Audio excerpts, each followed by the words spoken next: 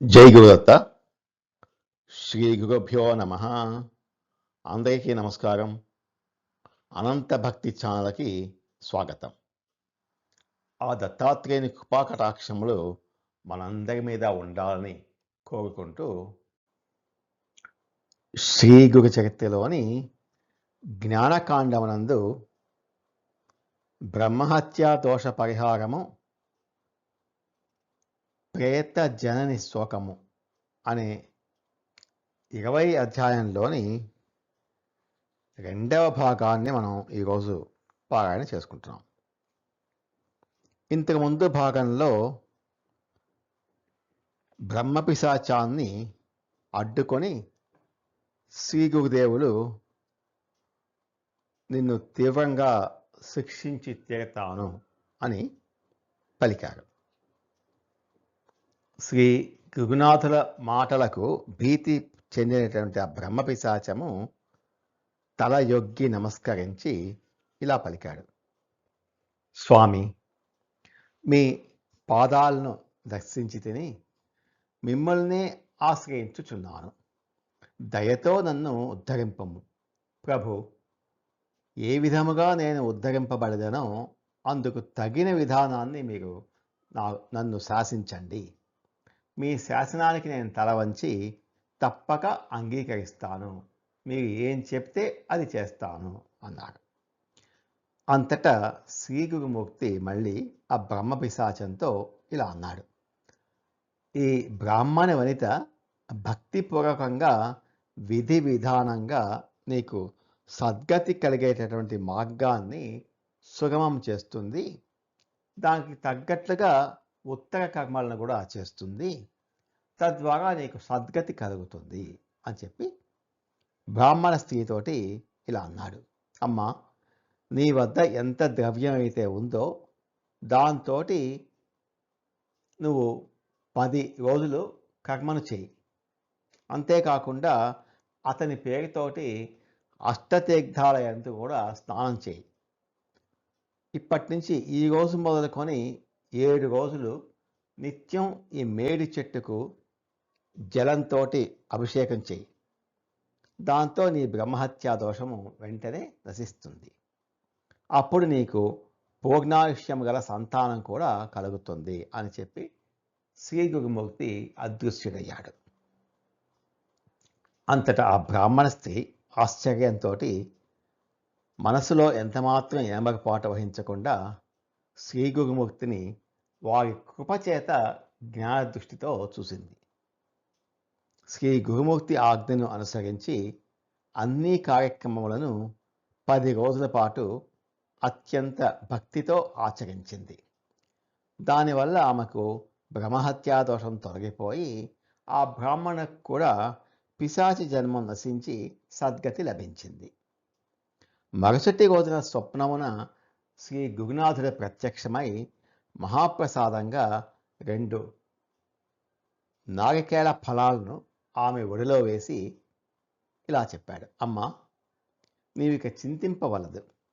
వీటిని ప్రేమతో భుజింపము. నీకు వేద పండితుడైనటువంటి ఒక కుమారుడు కలుగును. అతని సంతతి అపారంగా వృద్ధి చెందుతుంది అని శ్రీ గురుమూర్తి పలికాడు. గురునాథుని ఆజ్ఞను పొంది ఆ దంపతులు మనఃపూర్వకంగా అత్యంత ప్రీతితో ఆరాధించుచున్నప్పుడు పరసవేదిని ఇనుము తాకిన వెంటనే ఎలా అయితే బంగారంగా మారిపోతుందో శ్రీ గురునాథుల వారు ఆ విధంగా ప్రత్యక్షమయ్యారు. చింతామణి స్పర్శ తగలంగానే ఎలా అయితే ఇనుముకు సువర్ణత్వం అబ్బినట్లుగా శ్రీ స్వామివారి దర్శన భాగ్యం వల్ల ఆ విప్రవనిత యొక్క గత జన్మల పాప రాశి నశించిపోయాయి. అనంతరము కొలది కాలం గడిచిన పిమ్మట ఆమె గర్భవతి అయి కుమారుణ్ణి కనింది. మరికొంత కాలమునకు ఇంకొక పుత్రుడు కూడా ఆమెకు కలిగాడు. చాలా సంతోషంతో వైభవంగా పెద్ద కుమారుడికి ఉపనయనాన్ని, 2వ కుమారునికి చూడాకర్మను చేయటానికి ఆ దంపతులు నిశ్చయించుకున్నారు. ఉపనయనముకు చూడాకర్మ సంస్కారమునకు కావాల్సినటువంటి ద్రవ్యాలు అన్నిటినీ సిద్ధం చేసుకొని ఆ దంపతులు తమ ఇరువురు కుమారులను చూసి చాలా సంతోషంతో, ఊహకు కూడా అందనంతటి ఉల్లాసంతో కాలాన్ని గడుపుచుండేవి. వారు నిశ్చయించుకున్నటువంటి ఉపనయన చూడాకర్మ సంస్కారాల ముహూర్తము సమీపించింది. ఈలోపు ఒకనాటి అర్ధరాత్రి ఒక కుమారునకు తీవ్రమైన అనారోగ్యం ఏర్పడింది. వ్యాధులన్నింటినీ మించినటువంటి తీవ్రమైన ధనుర్వాతము అనే వ్యాధి ఆ పిల్లవాడికి వచ్చింది. అతని అవయవములన్నీ కూడా వంకరలిపోతూ కళ్ళకు అతి భయంకరంగా ఆ పిల్లవాడు కనిపించసాగాడు. ఈ విధంగా ఆ పిల్లవాడు 3 రోజులు తీవ్రంగా బాధపడ్డాడు. 3వ రోజు రాత్రి ఆ పిల్లవాడు మరణించాడు. ఆ తల్లిదండ్రుల దుఃఖానికి అంతు లేకుండా పోయింది. ఆ తల్లి ఆక్రోశంతో తన తలను నేలకేసి కొట్టుకుంటూ ఆవేశంతో ఒక పెద్ద బండరాయిని తీసుకొని వక్షస్థలానికేసి కొట్టుకుంటూ చాలా వివసురాలై దుఃఖించుచుండెను. నేల మీద పడి దొర్లుచు ఒక క్షణము నిర్జీవముగా మారిపోయిన. మళ్ళీ అపార దుఃఖం వల్ల ఆమె కంటి నుండి నీటి ప్రవాహము కట్టలు తెంచుకుని ప్రవహింపసాగాను. ఆ తల్లి పుత్రుని శవం మీద పడి అతన్ని గట్టిగా ఆలింగనం చేసుకొని మాయామోహంతో కప్పబడి ఈ విధంగా ఆక్రోశించుచుండెను. నాయన, కుమారా, అమ్మను వదిలిపెట్టి ఇంత కఠినం వహించి ఎక్కడికి వెళ్ళిపోయేదివిరా? పుత్ర, ఆడుకోవటానికి ఎక్కడికైనా వెళ్ళిపోయావా? నా పాలిండ్లలో గల పాలు ఉబికి వచ్చి వ్యర్థమైపోతోంది. వెంటనే లెమ్ము నాయనా, లే అని పలుకుతూ దుఃఖింపసాగిన. నాయన, కుమారా, నీ ముద్దు ముద్దు మాటలను, నీ ఆటపాటలను నేను ఎలా మర్చిపోతాను? పుత్ర, నన్ను విడిచి నీవు ఎక్కడికి వెళ్ళిపోయావు? నాకు ఒక గుప్త నిధి వలె నువ్వు లభించావు కదా కుమారా. నీ వంటి అందమైన పుత్రుణ్ణి నేను మళ్ళీ ఈ జన్మలో చూడగలనా? కలలో గుప్త నిధి లభించి మాయమైపోయినట్లుగా అయిపోయింది కదా. అయ్యో, నేను మోసపోయాను. నాకు 5గురు పుత్రులు పుట్టి మరణించిన తర్వాత నీవు గర్భంలో పడినప్పటి నుంచి ఆ శోకాన్ని మరిచి సంతోషంతో ఉన్నాను. అట్టి నన్ను గొప్ప దుఃఖ సముద్రమున ముంచివేసి ఎక్కడికి వెళ్ళిపోయితివి? అయ్యో, గర్భవతిగా ఉన్నప్పుడు నాలో ఉత్తమ కోరికలే ఉత్పన్నం అయింది కదా. నవమాసాలు నిండిన పిదపనే పుత్రుడు కలుగునని అత్యాశతో ఉల్లాసముతో గురుచరణములను స్మరించుచూ ఉన్నాను కదా. కానీ నేను ఎప్పుడూ ఉద్విగ్నతకు గురి కాలేదు. నీకు తప్పక పుత్రుడు కలుగుతాడు అని శ్రీ గురుమూర్తి నాకు వరం ఇచ్చాడు. ఆ దివ్య వరంతో పుట్టబోయే బిడ్డడు నాకొక పెన్నిధిగా ఉండగలడు అని నాలో నేను ముగిసిపోతూ నీవు జన్మించిన క్షణం నుంచి నేను అనంత సుఖ సౌఖ్యాలను అనుభవించాను. వృద్ధాప్యంలో మాకు గొప్ప దిక్కుగా నిలిచి ఉంటావని నా ప్రాణాల కంటే కూడా నిన్ను నేను అత్యంత సుఖ సౌఖ్యములను అనుభవించి తిని.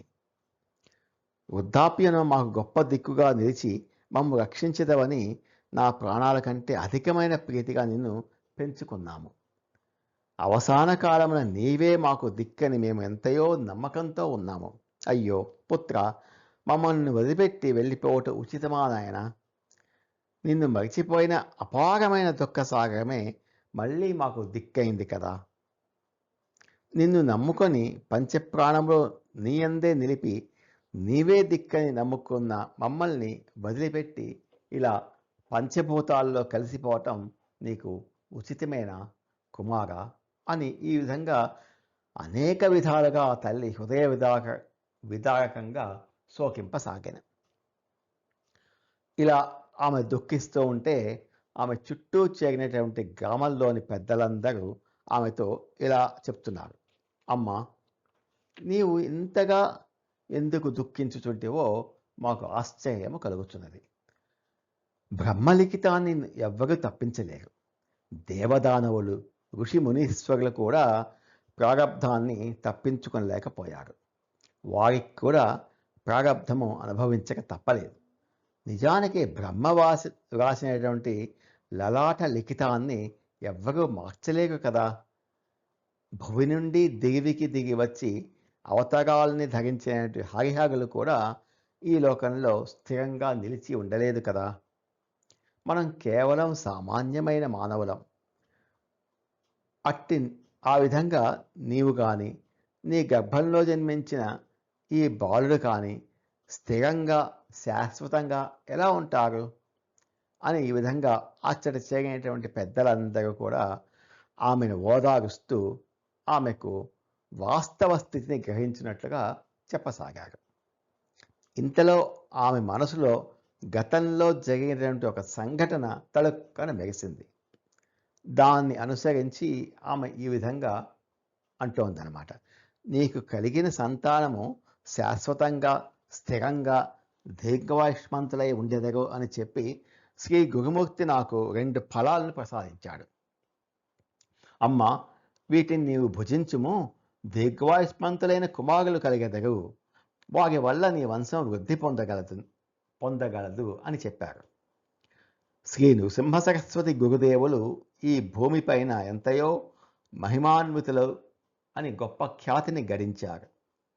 ఔదంబరం వద్ద నిరంతరము నిత్య సన్నిహితులైన ఆ గురుమూర్తి నాకు ఒక పుత్రుణ్ణి ప్రసాదించారు. ఆయన మాటలు మిథ్యగా ఎలా మారుతుంది?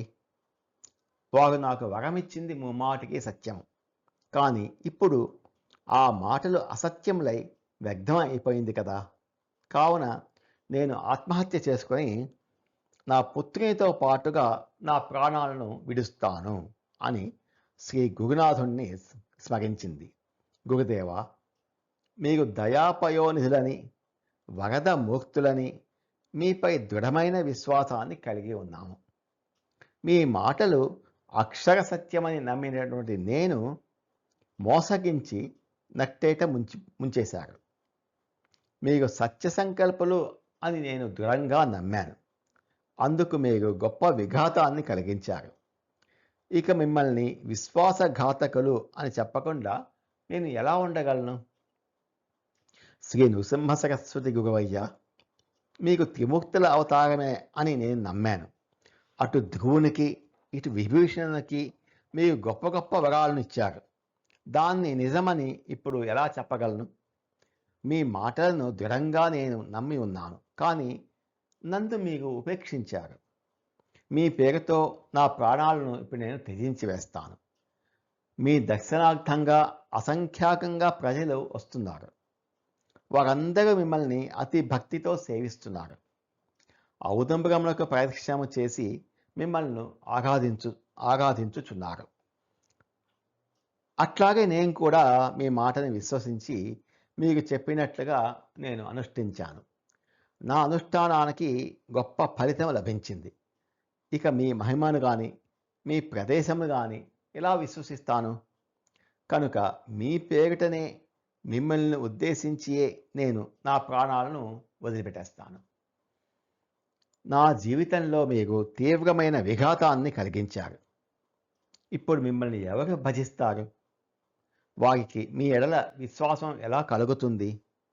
బ్రాహ్మణుని ద్రవ్యాన్ని హరించిన పాపం నుండి నన్ను నివృత్తి చేయటానికి నేను మీ చరణ కమలములను ఆశ్రయించాను. ముందుగా విచారించకము అని, చింతించకము అని నన్ను నమ్మపలికారు. మధ్యలో నన్ను వదిలివేయట మీకు ధర్మమా? అది న్యాయమా? ఒక పులిని చూసి అత్యంత భీతికి లోనైనటువంటి ఒక ఆవు ఇంకొకరిని ఆశ్రయించి నన్ను కాపాడము అని కోరినప్పుడు వారే దాని ప్రాణాలను తీసినట్లుగా నా గతి మారిపోయింది. దైవ పూజకై ఒకరు దేవాలయానికి వెళ్ళినప్పుడు ఆ దేవాలయమే అతని పాలిట ఆసనిపాతమై మృత్యువుగా మారి అతని మీదనే కూలిపోయిందట. స్వామి, నా గతి కూడా అట్లాగే అయింది కదా.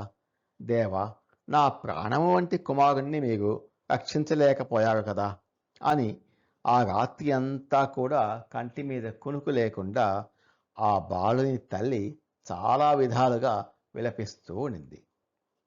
ఇంతలో సూర్యోదయం అయ్యింది. వీధిలోని బ్రాహ్మణులందరూ ఆమె వద్దకు వచ్చి ఇలా అన్నారు. అమ్మ, నీవు ఎందుకు ఇలాగ వ్యర్థంగా దుఃఖిస్తున్నావు? ఇది గొప్ప మూర్ఖత్వమే అవుతుంది. జరగాల్సిన దాన్ని బ్రహ్మాదులు కూడా తప్పించుకోలేరు కదా. కాబట్టి మరణించిన ఈ బిడ్డ శవానికి అంతిమ సంస్కారం చేయక తప్పదు. గంగ వద్దకు వెళ్ళదము పదమని వారు పలికారు. వారి మాటలు విని ఆమె ఇంకొంచెం ఎక్కువగా ఆక్రోశిస్తూ ఇలా అంది, నాయనలాగా నా బిడ్డతో పాటే నన్ను కూడా ఆ చితిలోనికి తోసి అగ్నిదేవునికి అర్పించండి, లేకపోతే ఈ శవాన్ని మీకు నేను అప్పగించనుగాక అప్పగించను అని దృఢ నిశ్చయంతో పలికింది. బాలునితో పాటుగా నన్ను కాల్చుటకు మీకు ఇచ్చగించినంత వరకు, మీకు ఇష్టపడనంత వరకు నా కుమారుని శవాన్ని మీకు చేతికి ఇవ్వను అని ఆ కుమారుని శవాన్ని తన హృదయమునకు గట్టిగా హత్తుకొని కూర్చుంది. బంధువులందరూ ఆమెతో, నీవు మామూలు స్త్రీవి కావు, గొప్ప మూర్ఖురాలవు, కఠినాత్మరాలివి, నీ కుమారుని శవముతో పాటు ప్రాణాలను వదులుతాను అని చెప్పడం ఏ విధమైన ధర్మమో మాకు చెప్పు. మేము ఇంతవరకు ఇటువంటి విడ్డూరమైన మాటను వినలేదు. చచ్చిన కొరకు తమ ప్రాణాలను ఎవరు విడుస్తారు? అది ఆత్మహత్యే అవుతుంది. అదొక మహాదోషంగా పరిగణింపబడుతుంది అని అనేక విధాలుగా వారందరూ ఆమెకు బోధించారు. ఆమె ససేమిగా వారి మాటలను అంగీకరించలేదు. తన పుత్రునితో పాటుగా తాను ప్రాణాలను వదిలిపెట్టుటకే నిశ్చయించుకొనెను. ఇంతలో మధ్యాహ్న సమయం అయ్యింది. శవ సంస్కారమునకు ఆమె అంగీకరించడం లేదు. కనీసము కృష్ణానది తీరానికి కూడా వెళ్ళటానికి ఆమె ఇష్టపడటం లేదు. గ్రామస్తులందరికీ ఇది ఒక వింతగా కనపడుతున్నది. ఇంతలో ఒక దివ్యమైన బ్రహ్మచారి వారి మధ్యలో నుండి ముందుకు వచ్చాడు. అక్కడ గుమికూడిన వారందరూ చూస్తుండగా ఆ ఆగంతుకుడైన బ్రహ్మచారి ఆమెకు చక్కని ఆత్మజ్ఞానాన్ని బోధించాడు అని సిద్ధముని చెప్తూ నామధారక, అప్పుడు ఒక అపూర్వమైన సంఘటన ఘటించింది. వచ్చినవాడు బ్రహ్మచారి మాత్రమే కానీ అతడు మామూలు బ్రహ్మచారి కాదు. శ్రీ గురుమూర్తియే భక్త వత్సలుడైన అవతార పురుషుడు శ్రీ నృసింహ సరస్వతి స్వామివారే ఒక బ్రహ్మచారిగా మాయాకల్పితమైన మానవ వేషాన్ని వేసుకొని వచ్చారు అని వివరించాడు. ఇంతటి మనోహరమైన ఈ కథను శ్రవణము చేయు మానవులందరూ శతాయుష్మంతులు అయ్యెదరు. భక్తిపూర్వకంగా ఈ కథను విన్నవారికి శరీరంలో ఎటువంటి వ్యాధులు ఉండవు. వారు శతవసంతంలో జీవించి ఉంటారు.